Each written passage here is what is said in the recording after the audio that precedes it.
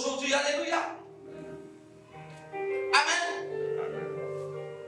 Avec ta foi, ton miracle est possible. Il t'appartient de croire bêtement afin que tu puisses vivre tes miracles. C'est celui qui est incrédule, il ne peut rien recevoir. Alléluia. Une fois que tu n'es plus connecté, tu n'as plus la foi. Une fois que tu n'as plus la foi, tu es déconnecté de Dieu et tu ne pourras rien recevoir de Dieu. Amen. Nous devons toujours manifester la foi, quelle que soit la situation, parce que nous avons un grand Dieu. Alléluia. La Bible déclare que cette dame, voici une dame qui a souffert pendant 12 ans. Alléluia. Ce n'est pas 12 jours. La Bible déclare 12 ans. Une perte de sang sans arrêt. Alléluia. Et ce que la Bible mentionne, on dit qu'elle avait dépensé tout son argent. Ça veut dire que cette dame, elle était riche. Alléluia. Certainement, elle avait déjà tout vendu. Elle n'avait plus rien. Alléluia. Elle était passée de docteur en docteur. C'est quel pays elle n'a pas visité. Mais le sang coulait. Elle souffrait. Alléluia. Amen.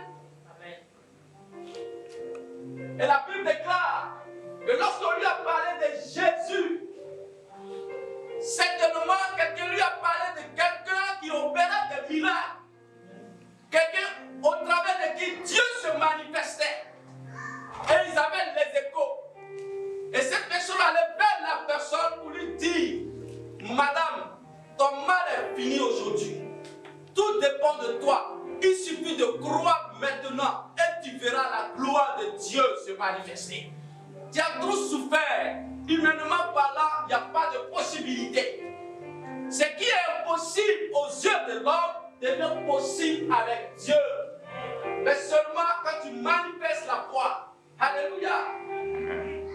Hey. Alléluia. Amen.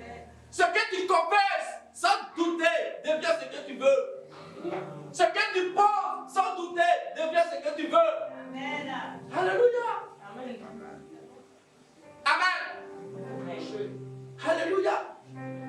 Il faut avoir l'habitude de confesser ce qui est bon et tu verras cela s'accomplir. Évitons de confesser toujours le négatif. La Bible déclare que nous qui sommes enfants de Dieu, la vie et la mort au pouvoir de l'honneur. Ce qui sort de notre bouche, c'est ce qui nous arrive. Alléluia. Amen. Elle dit, je n'ai jamais vu ce monsieur. Mais ce que vous m'avez dit et ce que les échos que j'ai, de ce que Dieu se manifeste au travers de lui, je sais que, en croyant en lui, je sais que mon mal va passer. Alléluia. La Bible déclare qu'il y avait une foule intense. Donc elle n'a pas eu la possibilité de croire de Jésus pour dire Jésus, s'il te plaît, j'aimerais que. Elle dit non, moi je vais seulement le toucher, rentrer en contact avec lui et je verrai la gloire de Dieu se manifester. Je suis fatigué de cette situation. C'est quand tu es fatigué de la situation, c'est toi qui prends les dispositions qu'il faut. À tes résolutions répondra le succès. Hey! Trop, c'est trop. Alléluia. Avec ta foi, ton miracle est possible. Bâtiment, alléluia. C'est toi qui déclares que ça doit être prendre puis ça prend fait. Alléluia. Quand tu cajoles une situation, tu ne pries pas pour la situation. Tu te plains là-dedans, hein? Dieu ne peut rien faire. Alléluia. Parce que tu ne présentes pas la situation à Dieu et tu ne crois pas que Dieu peut changer la situation. Voilà pourquoi nous devons continuer de croire. Quand c'est difficile, il faut croire. Quand c'est difficile, on n'a pas parole, on n'a pas amis. Alléluia. Quand c'est difficile, même tes propres amis, ils font comme s'ils ne te voient pas. Alléluia. Alléluia. Quand c'est difficile, la personne qui t'écoute, c'est Dieu seul qui t'écoute. C'est Dieu seul qui t'écoute. Même les plus grandes épreuves que David a traversées, c'est dans les moments difficiles qu'il a vu la main de Dieu. Une fois que tu n'as plus la foi, tu es déconnecté de Dieu. Or, quelqu'un qui est déconnecté de Dieu ne peut plus rien demander à Dieu. Voici le problème. Voilà pourquoi je vais t'encourager que rien ne t'éloigne de la foi. Que rien ne tue ta foi. Aucune situation ne peut t'éloigner de l'amour de Dieu.